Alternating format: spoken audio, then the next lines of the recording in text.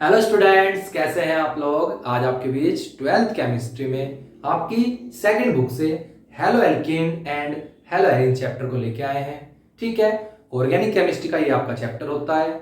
ठीक है, तो आज का जो टॉपिक होगा उसमें कुछ चीजें जो है हमारी 11th की भी आएंगी, चाहे वो आपका जीओसी का टॉपिक हो या आपका हाइड्रोकार्बन का। ठीक है, तो इस चैप्टर को स्टार्ट करने से पहले मैं आपको बताना चाहूंगा कि 12th केमिस्ट्री में ऑर्गेनिक के इस ईयर आपके पास 5 लेसन है और 5 लेसन जो आपकी सेकंड बुक में है उसी के अंदर है। ठीक है, तो आपको फर्स्ट चैप्टर को बड़े ध्यान से पढ़ना है क्योंकि इससे जो नेक्स्ट चैप्टर आएगा अल्कोहल फिनोल ईथर वो कहीं ना कहीं इससे रिलेटेड होगा। ठीक है, तो कुछ बेसिक टर्म्स हम स्टार्टिंग में आपको बताएंगे चैप्टर स्टार्ट करने से पहले। ठीक है, तो आज के लेक्चर में हम आपको इंट्रोडक्शन ऑफ हेलो एल्केन्स और classification of the haloalkanes बताएंगे। ठीक है, तो चलिए स्टार्ट करते हैं आपका हेलो एल्केन्स को। ठीक है, तो सबसे पहले चैप्टर का नाम है आपका haloalkanes and haloarenes, लेकिन आज जो हम डिस्कस करेंगे वो ओनली डिस्कस करेंगे हम हेलो एल्केन्स के बारे में।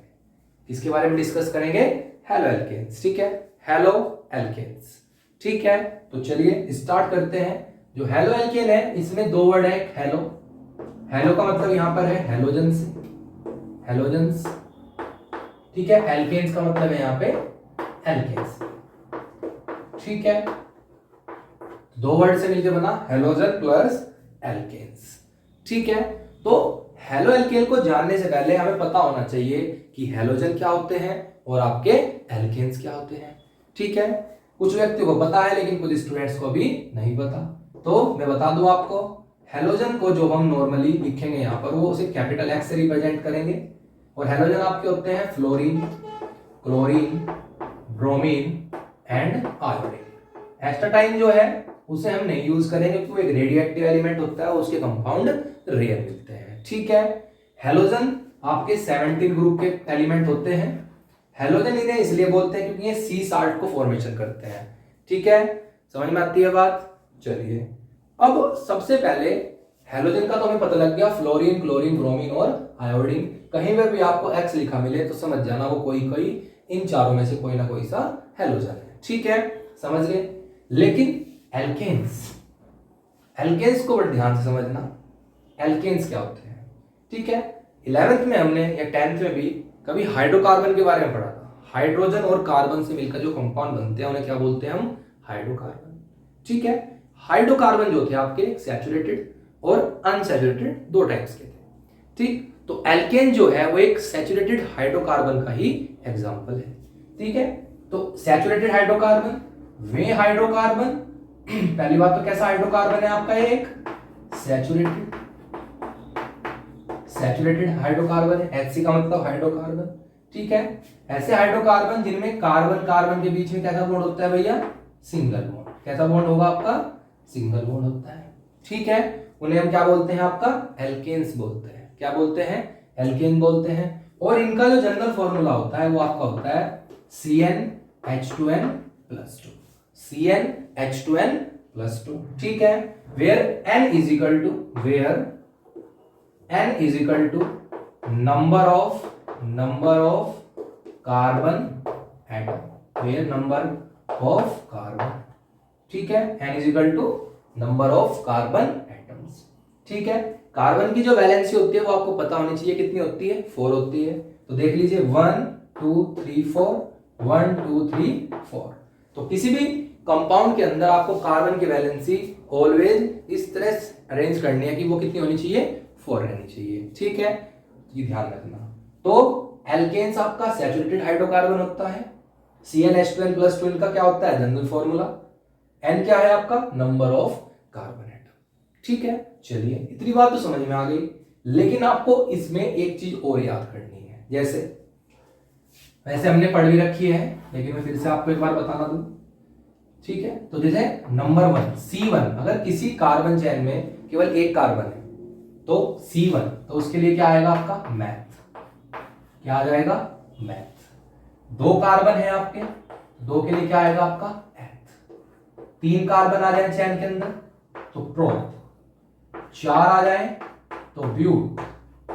ठीक है, 5 आ जाए तो आपका पेंट, ठीक है, 6 आ जाए तो आपका हेक्स, ठीक है, 7 आ जाए तो आपका क्या हो जाएगा ये हेप, ठीक है, और 8 आ जाए तो आपका ओक्ट, ठीक है, क्या आ जाएगा ओक्ट, 9 आ जाए तो आपका क्या हो जाएगा ये नॉन, और 10 आ जाए तो आपका डेक। ये आपको याद करना पड़ेगा, ठीक है। एक कार्बन के लिए मैथ लगता है, 2 कार्बन के लिए एथ लगता है, 3 के लिए प्रो। जितने भी चेन के अंदर आपके कार्बन आएंगे उसी हिसाब से उनका नाम लिख लेंगे, ठीक है।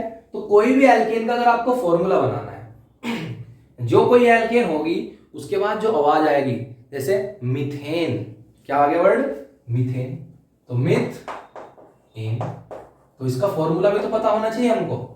तो मीथेन का फॉर्मूला क्या होगा, वर्ड में क्या आया मैथ, तो मिथ का मतलब कितने कार्बन हो गए 1, तो यहां पे इस फॉर्मूले में n बराबर आप क्या रख सकते हो 1 रखते हो, तो यहां पे इस वाले फॉर्मूले में CnH2n+2 के अंदर आप n बराबर 1 रख के देखिए, तो 1 जैसे ही रखोगे आप तो C1 2 1 जा 2 और प्लस में 2, तो ये फॉर्मूला कितना बन गया आपका CH4, कितना फॉर्मूला हो गया CH4।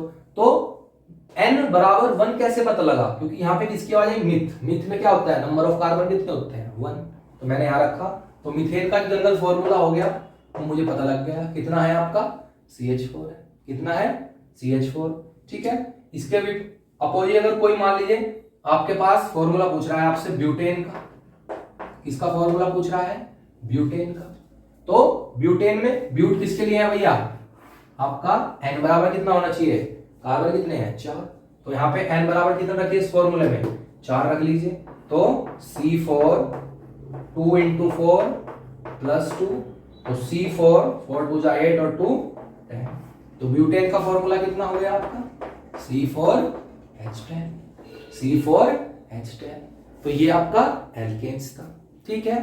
और जितने भी आपके सैचुरेटेड हाइड्रोकार्बन होते हैं वे ऑलवेज आपका सब्स्टिट्यूशन रिएक्शन देते हैं। तो हेलो एल्केन को पढ़ने से पहले हमने हैलोजन के बारे में जान लिया, और किसके बारे में जान लिया आपका एल्केन्स के बारे में जान लिया, ठीक है। अब बात करते हैं कि हेलो एल्केन्स क्या होता है, ठीक है। अब बात करते हैं आपका कि हेलो एल्केन्स क्या होते हैं, चलिए देखते हैं हेलो एल्केन्स के बारे में, ठीक है। हेलो एल्केन्स, ठीक, अभी मैंने आपको क्या बताया कि हेलो एल्केन्स को जो हम normally R single bond H से लिखते हैं, R सिंगल बॉन्ड H से लिखते हैं, ठीक है, ये एल्केन है क्योंकि इसके बीच में कैसा बॉन्ड दिख रहा है मुझे सिंगल, ठीक है। लेकिन जब ये R क्या होता है, R वैल्यू होता है हमारा एल्काइल ग्रुप, ये भी सीखिए भैया एल्काइल ग्रुप। अब ये एल्काइल ग्रुप को सीख लीजिए, उसके बाद हम आपको हेलो एल्केन बताएंगे, ये देख लेते हैं एक बार। एल्काइल ग्रुप क्या होता है कि किसी एल्केन से, कोई भी एल्केन है, एक हाइड्रोजन रिमूव करने के बाद, एक H रिमूव कर दिया वहां से, जो आपका पार्ट रिमेन बचेगा उसे आप एल्काइल ग्रुप बोलोगे, क्या बोलोगे आपका एल्काइल ग्रुप। इसमें क्या होता है लास्ट में जो नाम में एन जुड़ा हुआ है वो तो माइनस हो जाएगा और प्लस YL वहां पे क्या हो जाएगा ऐड हो जाएगा, ठीक है। जैसे फॉर एग्जांपल मीथेन का फॉर्मूला भी क्या पढ़ा था CH4, क्या नाम है इसका मीथेन, ठीक है। इससे मैंने यहां से H रिमूव कर दिया, ये एक वैलेंसी बची, यहां पे CH3 बच जाएगा, तो नाम में मिथ तो जुड़ा तो रहेगा मिथ, लेकिन साथ में क्या जुड़ जाएगा YL, तो नाम क्या हो गया मिथाइल, ठीक है। और आपका जैसे मान लीजिए इथेन है तो उसका फॉर्मूला होता है C2H6, तो इथेन का फॉर्मूला हो गया C2H6। अब जैसे ही यहां से आप एक H रिमूव करोगे तो सिंगल बॉन्ड C2H5 बचेगा, तो कितना है इथ तो हो गया जुका, तो YL जोड़ दीजिए, ये आपका क्या बन गया इथाइल बन गया। ऐसे ही प्रोपेन से H निकलेगा प्रोपाइल बन जाएगा, ब्यूटेन से निकलेगा ब्यूटाइल, पेंटेन से निकलेगा पेंटाइल बन जाएगा, हेक्साइल हेप्टाइल, इस तरह से चलते रहेंगे। तो कहीं पे भी जो एल्काइल ग्रुप है उसे हम कैसे लिखते हैं आपका R से, ठीक है, कैपिटल R से हम किसको लिखते हैं आपके एल्काइल ग्रुप को, ठीक है। यानी इस एल्काइल ग्रुप की जगह पर CH3 भी हो सकता है, C2H5 भी हो सकता है, ठीक है, C4H9 भी हो सकता है, कुछ भी हो सकता है, कोई भी अल्काइल ग्रुप हो सकता है आपका। ठीक है, इतनी बात समझ में आई। तो ये भी ध्यान रखना एल्काइल वाला, ये भी आएगा भी चैप्टर के अंदर बहुत ज्यादा। चलिए, तो हेलो एल्केन क्या होता है ये समझते हैं। किसी एल्केन से हाइड्रोजन को रिप्लेस करके उसकी जगह पर हेलोजन को ऐड कर देने पर, किसी एल्केन में हाइड्रोजन को रिप्लेस करके हेलोजन को ऐड कर देने पर जो आपका कंपाउंड बनेगा उसे आप क्या बोल दोगे, हेलो एल्केन बोल दो। अब इसको हेलोजन ने क्या किया, H को उठा के ले गए अपने साथ, HX बाहर हो गया और एक हेलोजन इसके साथ जुड़ गया आपका एल्काइल ग्रुप के साथ, तो इसी का नाम क्या होगा, हेलो एल्केन्स, या अभी मैंने आपको उसका नाम क्या बताया था, R का, एल्काइल। और हेलोजन को जब बाद में लिखते हैं तो उसके नाम को क्या लिखते हैं हम, हैलाइड। ठीक है, क्या लिखेंगे, हैलाइड। तो हेलो एल्केन्स और एल्काइल हैलाइड। तो किसी एल्केन से एक या एक से ज्यादा हाइड्रोजन जब रिप्लेस हो जाते हैं बाय द हेलोजन एटम, तो जो नया कंपाउंड बनता है उसे हम क्या बोलते हैं, आपका हेलो एल्केन और एल्काइल हैलाइड। देखिए, the replacement of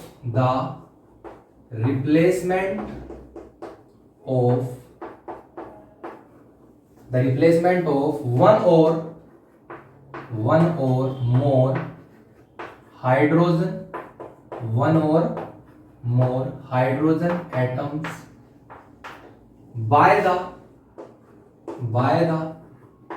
hydrogen atoms by the halogen atoms to form halo alkane और alkyl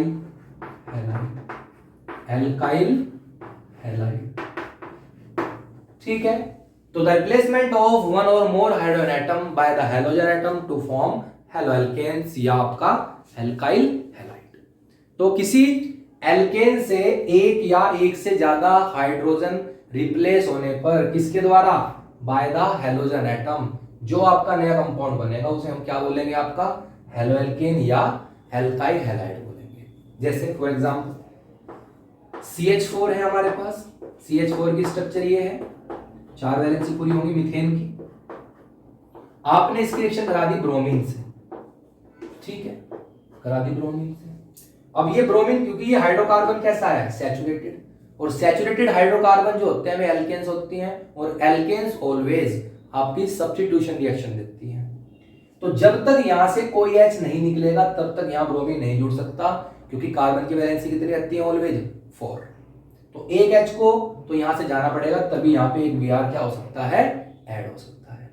ठीक है, तो क्या होगा, ये H और एक Br किस फॉर्म में बाहर हो गया यहां से, HBr की फॉर्म में, और एक Br इधर ऐड हो गया, तो HCH, ये Br, या इसे आप लिख सकते हो CH3Br। तो यही आपका क्या होगा, हेलो एल्केन। अब हेलो का मतलब Br जुड़ा हुआ है, तो Br का नाम होता है ब्रोमो, जो पहले लिखेंगे तो क्या लिखेंगे, ब्रोमो। एल्केन्स का मतलब कितने कार्बन है, एक कार्बन के लिए मैथ और सिंगल बॉन्ड के लिए एक, तो एक तो नाम इसका क्या हो जाएगा, ब्रोमो मीथेन। और क्या हो सकता है, एक नाम हो जाएगा आपका CH3 का नाम अभी क्या बताया था आपको, मिथाइल। क्या बताया था, मिथाइल। ठीक है, मिथाइल। और Br का नाम जब बाद में लिखोगे तो क्या आ जाएगा, ब्रोमाइड। ठीक है, समझ रहे हो, जब हेलोजन के नाम को आप किसकी फॉर्म में, प्रीफिक्स की फॉर्म में लिखोगे, यानी पहले लिखोगे, तो नाम आएगा फ्लोरो, क्लोरो, ब्रोमो, आइडो। लेकिन जब आप सफिक्स के रूप में यानी बाद में लिखोगे तो नाम आएगा आपका फ्लोराइड, क्लोराइड, ब्रोमाइड और आयोडाइड। समझ रहे हैं, तो इसलिए यहां पे क्या हुआ, ब्रोमोमीथेन, और ये क्या हुआ आपका, मिथाइल ब्रोमाइड। तो दो नाम इसी के हैं। ठीक है, आप चाहे ये वाला लिख लीजिए चाहे वो वाला लिख लीजिए। ठीक है, समझ में आती है बात। तो क्या देखा आपने कि जब एल्केन से हेलोजन ने हाइड्रोजन को रिप्लेस कर दिया तब जाके हमारा एक न्यू कंपाउंड बना।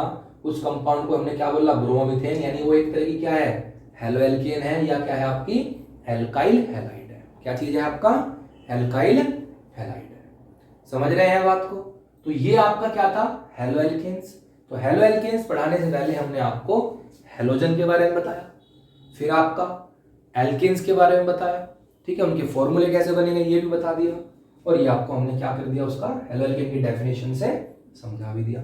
और ऐसा नहीं है कि एक ही हेलोजन, यानी एक हेलोजन ने एक हाइड्रोजन को हटा दिया तो ही हेलो एल्केन, नहीं, एक से ज्यादा 4 के 4 हाइड्रोजन एटम भी यहां से रिप्लेस होते हैं तो भी क्या बनेगा आपका, हेलो एल्केन्सी बनती है। इसलिए मैंने यहां पे क्या लिखा, 1 और मोर हाइड्रोजन एटम।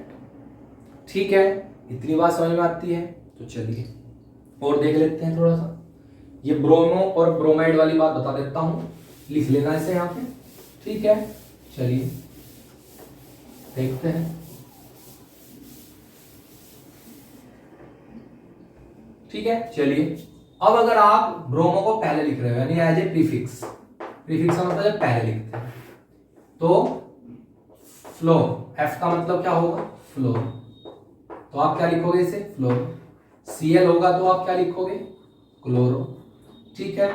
Br होगा तो आप क्या लिखोगे इसे, ब्रोमो, अगर पहले लिखोगे नाम में, ठीक है। और I लिखोगे तो क्या लिखोगे आप इसे, आइड, ठीक है। फिर अगर सफिक्स की फॉर्म में लिखते हो आप, सफिक्स की फॉर्म में, ठीक है, तो अगर F आ गया तो फ्लोराइड, फ्लोराइड होगा आपका, ठीक है। Cl आ गया तो आप इसको क्लोराइड लिखोगे, ठीक है। अगर आपका Br आ गया तो आप इसे ब्रोमाइड लिखोगे, ठीक है। अगर आपका I आ गया तो आप इसे आयोडाइड लिखोगे।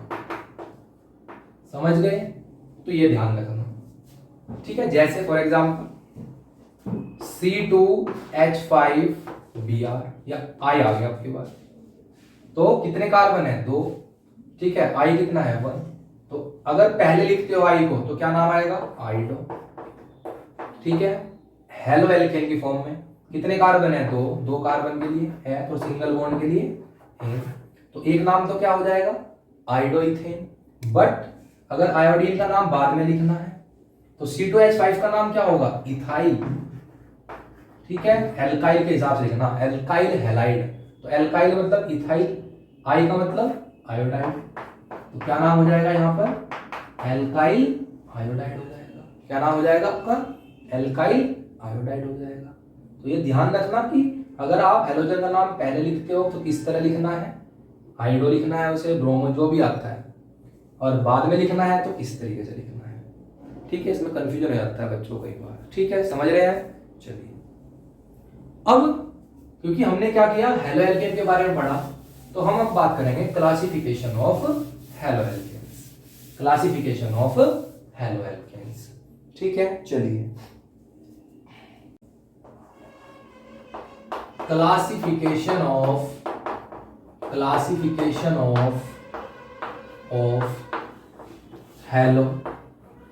Alkanes, classification of haloalkanes. तो classification of the haloalkanes में नंबर एक बात करेंगे on the basis of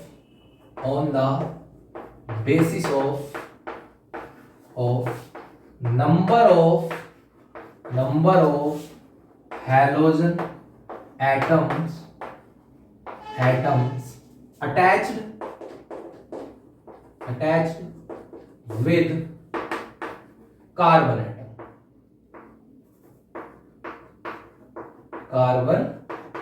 atoms, ये जरा ध्यान से समझना बात, ठीक है। तो कितने हैलोजन एटम कार्बन एटम के साथ अटैच्ड हैं, उनके बेस पे पहले क्लासिफिकेशन करना है, ठीक है। तो कैसे होगा क्लासिफिकेशन, इसके बेस पे 3 तरह के आपके होंगे, 3 या 4 तरह कर लेते हैं। एक आपका मोनोहेलाइड्स, ठीक है, मोनो है, मोनो नहीं है, मोनोहेलाइड्स, ठीक है। आपके फिर डाई हेलाइड्स आ जाएंगे, ठीक है। फिर आपके ट्राई हेलाइड्स आ जाएंगे, फिर आपके टेट्रा हेलाइड्स आ जाएंगे, ठीक है, डाई, मोनो और आपका ट्राई और टेट्रा। मोनो का मतलब एक, डाई का मतलब दो होता है, ट्राई का मतलब तीन, टेट्रा का मतलब चार। तो ऐसे हैलाइड्स जिनमें आपका केवल क्या जुड़ा होगा, एक हैलोजन एटम। क्या जुड़ा होता है भैया, एक हैलोजन एटम होता है, उसे आप क्या बोलते हो, मोनोहैलाइड्स बोलते हो। क्या बोलते हो गाइस, मोनोहैलाइड्स। ठीक है,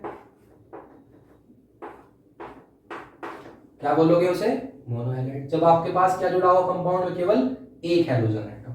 कितने हैलोजन एटम होंगे, केवल एक हैलोजन एटम होगा, तो उसे आप क्या बोल दोगे, आप मोनोहैलाइड्स बोल दोगे। ये आपके कितने हैलोजन एटम जुड़े हुए हैं, तीनों के तीनों में। एक्स का मतलब मैंने आपको बताया था, क्या मतलब होता है, हैलोजन। कितने जुड़े हुए हैं, एक। डाई हैलाइड्स में जब आपके पास कंपाउंड्स में कितने हैलोजन जुड़े होंगे, दो। ठीक है, तो ये देखो कंडीशन, CH3 C और इधर H हो गया। ठीक है, ये एक Cl एक Cl है। कितने हैलोजन है, दो है। ठीक है, लेकिन यहां पर ये डाई हैलाइड्स होने के साथ साथ इसमें एक कंडीशन और आती है। एक कंडीशन क्या होती है, यदि एक कार्बन पे ही दो हैलोजन अटैच होते हैं, यदि एक ही कार्बन पे कितने हैलोजन अटैच होते हैं, दो, तो इस कंडीशन को बोलते हैं हम जैम डाई हैलाइड्स। क्या बोलेंगे हम, जैम डाई हैलाइड्स। ठीक है, अगर ऐसी कंडीशन है CH2 Cl CH2 Cl, ये भी डाई हैलाइड्स है क्योंकि कितने हैलोजन है, दो। लेकिन जब दो एडजेसेंट कार्बन है और दोनों कार्बन पे क्या है, आपका हैलोजन अटैच होता है, तो उसे बोलते हैं हम वाइसिनल। ठीक है, वेसिनल डाई हैलाइड्स। क्या बोलेंगे आप, वाइसिनल डाई हैलाइड्स। तो ये भी इस कंडीशन है, VIC वाली भी वाइसिनल है और ये आपका जैम है। दो एडजेसेंट कार्बन है, बराबर बराबर है, दोनों पे हैलोजन अटैच होगा तो वाइसिनल होगा, अगर एक ही कार्बन पे अटैच होंगे तो क्या होगा, आपका जैम। ठीक है, समझ में आती है बात। ये ध्यान रखना, एक स्पेशल केस है, पूछ लेता है। ट्राई हैलाइड्स में जब आपके पास जैसे CCl3 क्या होगा, सॉरी CCl3 बोल रहा हूं, गलत हो गया। ठीक है, जैसे आपका CHCl3, ठीक है, क्लोरोफॉर्म होता है जो CHCl3, ठीक है, क्लोरोफॉर्म होता है। CHI3 आयोडोफॉर्म होता है। कितने कितने हैलोजन है, तीन तीन है। क्लोरोफॉर्म एक एनेस्थेटिक कंपाउंड है, बेहोश करने में यूज होता था पहले। आयोडोफॉर्म एक एंटीसेप्टिक होता है due to liberation of iodine. ठीक है, तो ये जो कंपाउंड है आपके क्लोरोफॉर्म, आयोडोफॉर्म, इसमें कितने कितने हैलोजन है आपके, तीन तीन हैलोजन है। ठीक है, तो ये आपके क्या हो गए, ट्राई हैलाइड्स हो जाएंगे। क्या हो जाएंगे आपके, ट्राई हैलाइड्स। इसी तरीके से टेट्रा हैलाइड्स में जैसे CCl4, ठीक है, CCl4 मतलब कार्बन टेट्राक्लोराइड। चार हैलोजन कंपाउंड अगर किसी कार्बन चेन के अंदर, तो वो आपका क्या हो जाएगा, एक टेट्रा हैलाइड्स हो जाएगा। ठीक है, इसमें जो याद करने वाली बात थी तो समझ आ गया होगा, लेकिन ये जो केस था आपका जैम वाला और वाइसिनल वाला, इसे आपको याद जरूर रखना है। यदि एक ही हैलोजन यानी एक ही कार्बन पे दो हैलोजन अटैच है तो जैम कंडीशन होगी। यदि दो पड़ोसी हैं और दोनों कार्बन पे क्या है, दो पड़ोसी कार्बन है और दोनों पे हैलोजन अटैच है, तो उसे आप क्या बोलोगे, आप वाइसिनल डाई हैलाइड्स बोलोगे। ठीक है, इतनी बात आपको समझ में आती है। चलिए और देखते हैं आगे। अब पहला जो क्लासिफिकेशन किया वो करा हमने किसके बेस पे, on the basis of number of halogen atom attach with the carbon atom. ठीक है, अब आपका नंबर दो क्लासिफिकेशन क्या होगा, नंबर दो क्लासिफिकेशन होगा आपका हाइब्रिडाइजेशन के बेस पर। ठीक है, चलिए इसे भी देखते हैं ध्यान से। Second, on the basis of hybridization, 11th में पढ़ा था टॉपिक, कोई बड़ी बात नहीं है, भूल गए, कोई दिक्कत नहीं है। ठीक है, hybridization on carbon single bond X. ठीक है, हाइब्रिडाइजेशन के बारे में पढ़ना है, जिस कार्बन से हैलोजन अटैच होगा उस कार्बन पर। ठीक है, ये ध्यान रखना है। तो एक बात ध्यान रखना, हाइब्रिडाइजेशन निकालने के लिए कुछ बात बता रहा हूं, ध्यान रखना। चलिए देखिए, नोट करके लिख लेना। नोट करके क्या लिखना है, ये बात तो आपको पता ही है कि कहीं पर अगर आपको सिंगल बॉन्ड होगा तो वहां पे केवल एक सिग्मा बॉन्ड होगा, ठीक है, यानी एक सिग्मा होगा। अगर डबल बॉन्ड है आपका तो वहां पे एक सिग्मा होगा और एक क्या होगा, पाई। और ट्रिपल बॉन्ड है तो एक सिग्मा होगा और दो क्या हो जाएंगे आपके, पाई हो जाएंगे, ठीक है। अगर आपके किसी कार्बन में सिग्मा बॉन्ड काउंट कर रहे हो, ठीक है, तो अगर किसी कार्बन पर आपके 4 सिग्मा आते हैं तो उस कार्बन पर आपका हाइब्रिडाइजेशन निकलेगा sp3। 3 सिग्मा आते हैं काउंट करने पर तो आपका हाइब्रिडाइजेशन होगा sp2। अगर 2 सिग्मा आते हैं तो आपका हाइब्रिडाइजेशन होगा sp। ये आपको याद रखना है, ठीक है। बस ध्यान रखना, सिंगल और बॉन्ड डबल हो या ट्रिपल, वहां पे केवल एक सिग्मा होता है। सिंगल बॉन्ड में भी एक सिग्मा होगा, कहीं पे डबल आ जाए वहां पे भी एक सिग्मा होगा, ट्रिपल आ जाए वहां पे भी कितना होगा, 3 सिग्मा। ऐसे मत कर देना कि ये सिंगल सिंगल सिंगल 3 सिग्मा हो गए, नहीं। ट्रिपल बॉन्ड में आपके कितने सिग्मा होते हैं, केवल एक। डबल बॉन्ड में एक, ठीक है, सिंगल में भी एक। डबल बॉन्ड में पाई बढ़ जाता है, ट्रिपल बॉन्ड में एक और पाई बढ़ जाता है, ठीक है। 4 सिग्मा काउंट करें किसी कार्बन पर तो sp3 हाइब्रिडाइज होगा कार्बन, 3 करते हो तो sp2 होगा और 2 करते हो तो आपका sp होगा, ठीक है। समझ में आती है बात?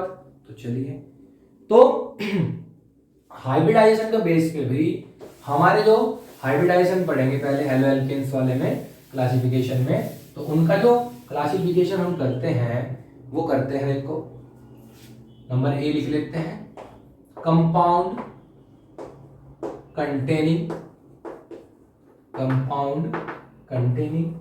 sp3 C single bond X atom। यानी कि सबसे पहले जो क्लासिफिकेशन करेंगे वो उन का कंपाउंड्स का करेंगे जिनमें हैलोजन जिस कार्बन से जुड़ा होता है वो कार्बन आपका sp3 हाइब्रिडाइज होना चाहिए। क्या होना चाहिए आपका, sp3 हाइब्रिडाइज। तो उसके लिए सबसे पहले जो क्लासिफिकेशन करेंगे हम वो किसका बोलेंगे, इसके अंदर आएगा सबसे पहले हमारा एल्काइल हैलाइड। अभी आपको समझाया था मैंने एल्काइल हैलाइड। सबसे पहले क्या आएगा आपका, एल्काइल हैलाइड। तो एल्काइल हैलाइड में क्या होता है, इसकी पहचान क्या होती है एल्काइल हैलाइड की, इसकी पहचान ये होती है कि जिस कार्बन से आपका हैलोजन अटैच होगा, जिस कार्बन से आपका हैलोजन अटैच होगा वो ही कार्बन आपका क्या होना चाहिए, sp3 हाइब्रिडाइज होना चाहिए। क्या होना चाहिए, sp3 हाइब्रिडाइज। तो देखिए यहां पे H यूज कर लीजिए वैलेंसी पूरी करने के लिए। अब देखिए ना ध्यान से, sp3 है या नहीं है, एक सिंगल बॉन्ड है, कितने सिग्मा बताए थे, 1। एक सिग्मा यहां पे भी आ जाएगा क्योंकि सिंगल बॉन्ड है, एक सिग्मा यहां पर भी और एक सिग्मा यहां पर भी। काउंट सिग्मा बॉन्ड वहीं पे करने हैं उस कार्बन पर ही जिस कार्बन से आपका हैलोजन क्या होगा, डायरेक्टली अटैच होगा।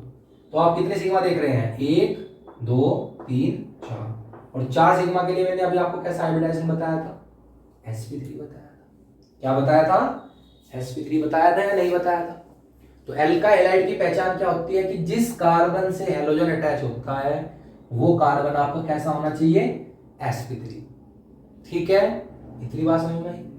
ये जो एल्काइल हैलाइड्स होते हैं, ये जो एल्काइल हैलाइड्स होते हैं ये हमारे 4 टाइप्स के होते हैं। एक आपका मिथाइल्स, एक 1 डिग्री, एक आपका 2 डिग्री एंड आपका 3 डिग्री, यानी कि primary, secondary, tertiary and methyl.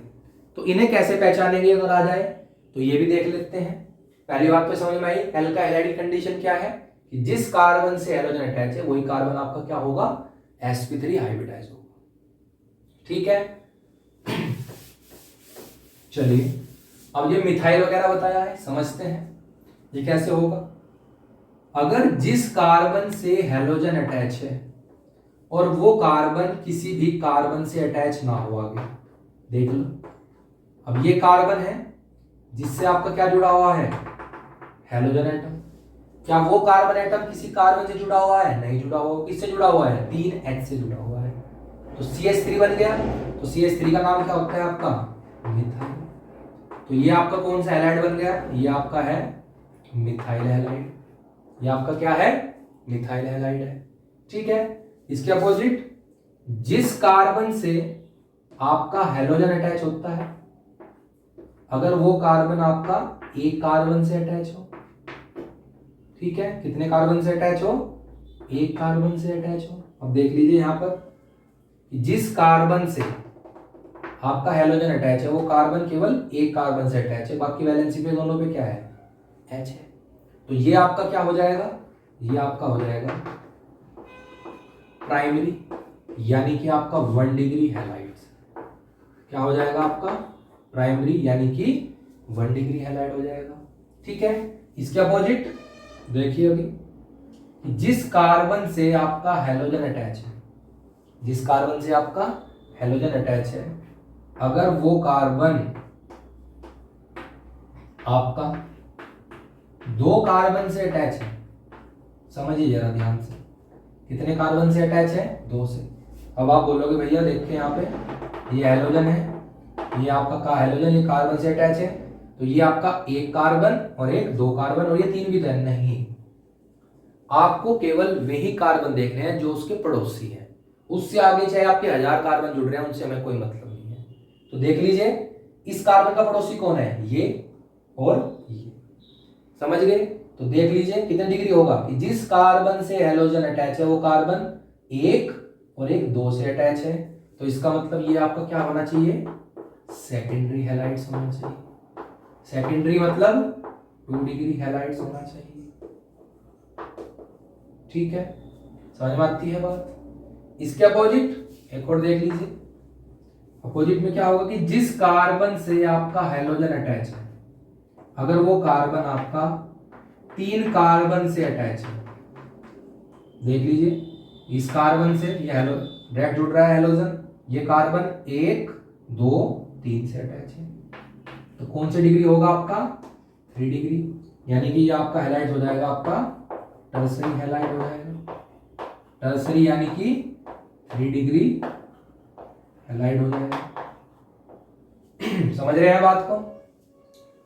तो अगर जिस कार्बन से हैलोजन जुड़ा हुआ है वो कार्बन किसी कार्बन से अटैच ना हो तो मिथाइल, एक कार्बन से अटैच हो तो 1 डिग्री, 2 से अटैच हो तो 2 डिग्री और 3 से अटैच हो तो 3 डिग्री। ये 4 तरह के आपके हैल्काइल हैलाइड होते हैं। ठीक है, काफी यूज होगा इनका। अब जब एल्कोहल्स पढ़ेंगे तो एल्कोहल्स भी इसी टाइप्स के होते हैं, 1 degree, 2 degree, 3 degree and methyl type के। समझ में आई यहां तक बात। ठीक है, चलिए आगे चलते हैं। ठीक है, और कोई बात नहीं, गलतियां होती रहती हैं, गलतियां सीखोगे, प्रयास करोगे तो आपसे गलती भी होगी। ठीक है, जिसने कभी गलती नहीं की तो समझ लो उसने कभी कुछ नया सीखने का प्रयास नहीं किया, और गलतियां इस बात का सबूत है कि आप प्रयास कर रहे हो। समझ गए। तो ठीक है, पहले जब करेंगे सीखेंगे, गलती होंगी, कुछ नया सीखोगे। ठीक है, और गलती हुई तो इसका मतलब आपने प्रयास किया, तो इसी वजह से कहते हैं कि गलतियां इस बात का सबूत है कि आप प्रयास कर रहे हैं। तो लगातार ठीक है, लिख लिख के याद करेंगे हर चीज को। ऑर्गेनिक, तो ये हो गया। तो नंबर 1 जो क्लासिफिकेशन हुआ sp3 हाइब्रिडाइजेशन के लिए वो आपका हो गया एल्काइल हैलाइड। अब जो इसके अंदर नंबर 2 है वो है आपका allylic halide. Allylic halide, allylic halides क्या होते हैं, कंडीशन याद करनी है, डेफिनेशन याद नहीं करनी, कंडीशन पता होनी चाहिए।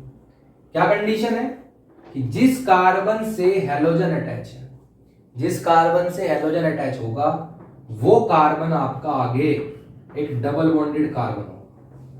ठीक है, जिस कार्बन से हैलोजन अटैच है वो कार्बन डबल बॉन्डेड कार्बन से अटैच होगा आगे। देख लीजिए कि जिस कार्बन से आपका हैलोजन अटैच है वो कार्बन आगे डबल बॉन्डेड कार्बन से अटैच है, नहीं बिल्कुल है।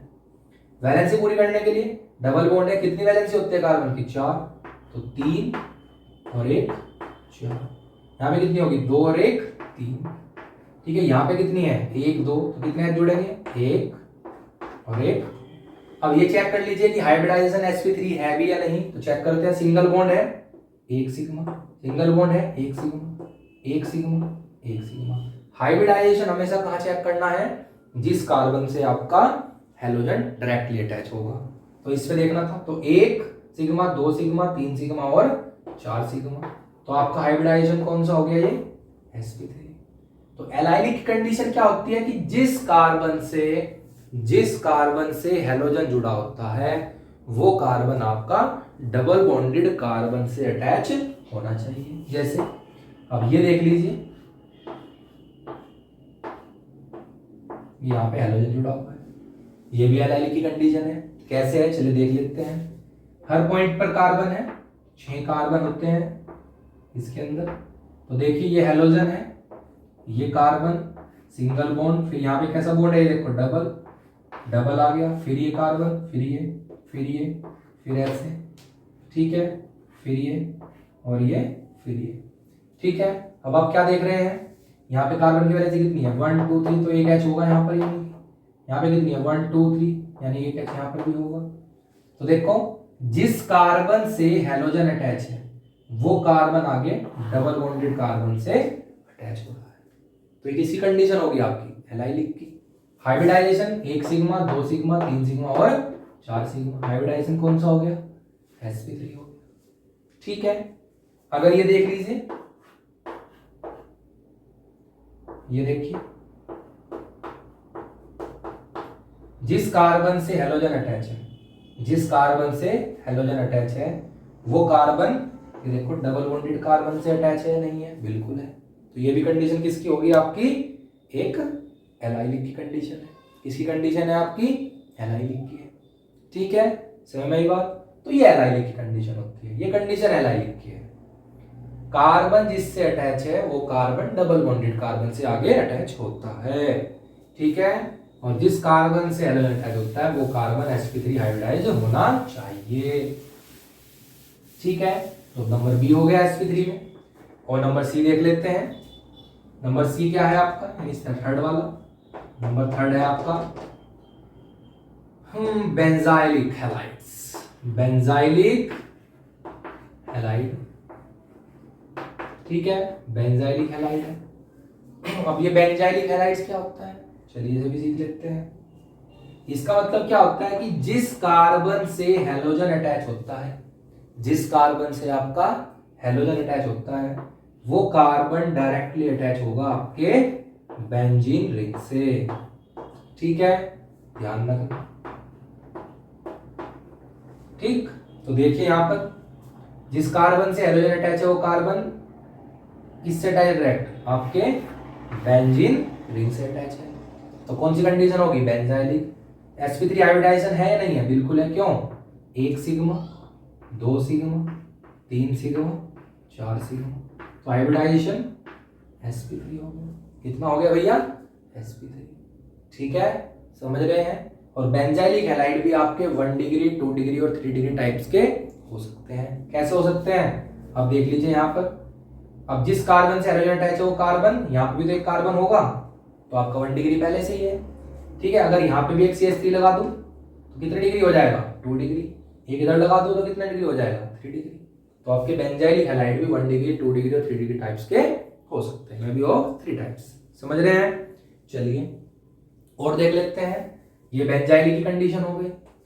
तो आपके sp3 हाइब्रिडाइजेशन के अंदर 3 चीजें थी हमारे पास, एल्काइल हैलाइड, ठीक है, एल्काइल हैलाइड था एक हमारे पास, एक आपका कौन सा था, एलाइलिक, और एक आपका बेंजाइलिक, जो हमने आपको अभी बताया, ठीक है।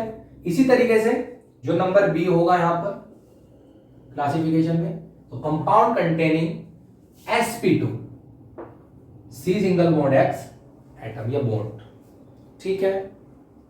आइए चलो चेक करते हैं sp2 वालों को। sp2 वालों में आपका जो नंबर फर्स्ट है वो कंडीशन होती है आपकी विनाइलिक, ठीक है, ये भी काफी खास है, विनाइलिक हैलाइड्स, ठीक है। विनाइलिक हैलाइड क्या होते हैं, इसे देख लेते हैं। विनाइलिक हैलाइड की कंडीशन ये होती है कि जिस कार्बन से हैलोजन अटैच होता है वो कार्बन आपका डबल बॉन्डेड होता है, ठीक है। जिस कार्बन से आपका क्या अटैच होगा, हैलोजन अटैच होगा, वो कार्बन आपका क्या होगा, डबल बॉन्डेड होगा, ठीक है। वैलेंसी पूरी कर लीजिए, कितनी हो रही है, 2 और 1 3, कितने हो गया, 1 एच आएगा, और यहाँ पे कितने एच आ जाएंगे आपके 2। अब ये चेक कर लीजिए कि जिस कार्बन से हैलोजन अटैच है वो कार्बन में हाइब्रिडाइजेशन कौन सा है। तो जब डबल बॉन्ड आता है तो एक ही सिग्मा रहता है, सिंगल बॉन्ड में भी एक सिग्मा होता है और इधर भी एक सिग्मा। टोटल सिग्मा कितने हुए, 1 2 3, 3 के लिए आपका sp2 होगा। क्या होगा? sp2। ठीक है, तो ये देख लीजिए, एक बार चेक कर लीजिए। ये देखिए कि जिस कार्बन से, क्योंकि यहाँ पे क्या है, कार्बन है, ये देखिए जिस कार्बन से हैलोजन अटैच है वही कार्बन आपका कैसा है, डबल बॉन्डेड है। ये देख लीजिए, ये देख लीजिए यहाँ कैसा है आपका, डबल बॉन्डेड है। तो किसकी कंडीशन हुई? आपकी विनाइलिक की कंडीशन हो गई। ठीक है, समझ में आती है बात? ये है। चलिए और देख लेते हैं। ये विनाइलिक हो गया, आप समझ रहे हो?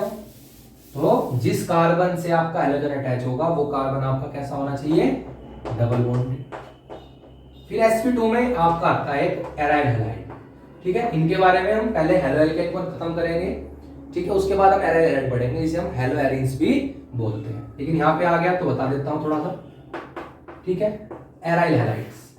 एराइल हैलाइड की कंडीशन ये होती है कि इसमें जो हैलोजन एटम है वो डायरेक्टली अटैच होता है आपके बेंजीन रिंग से।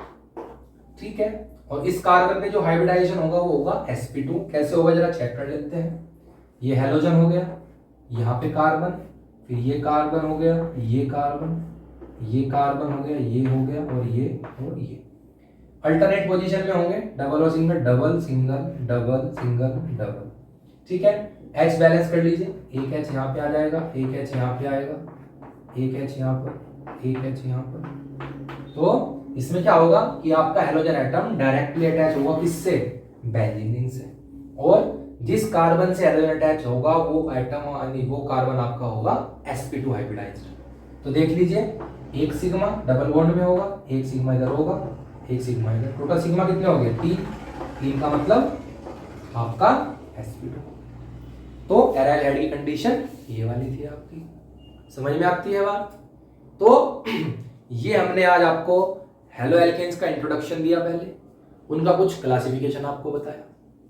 ठीक है, अब नेक्स्ट वीडियो में, ठीक है, हम जल्दी यानी कल तक आपके बीच, ठीक है, nature of carbon single bond x bond जो होता है, यानी कार्बन जब एक हैलोजन से अटैच होता है तो उसका बॉन्ड जो बनता है उसका नेचर क्या है। ठीक है, IUPAC नेमिंग, ये हम आपको जल्दी नेक्स्ट वीडियो में बताएंगे। अगर आपको आज की वीडियो अच्छी लगेगी तो वीडियो को लाइक करें, शेयर करते रहें वीडियो को, और चैनल को सब्सक्राइब करते रहें। ठीक है, धन्यवाद।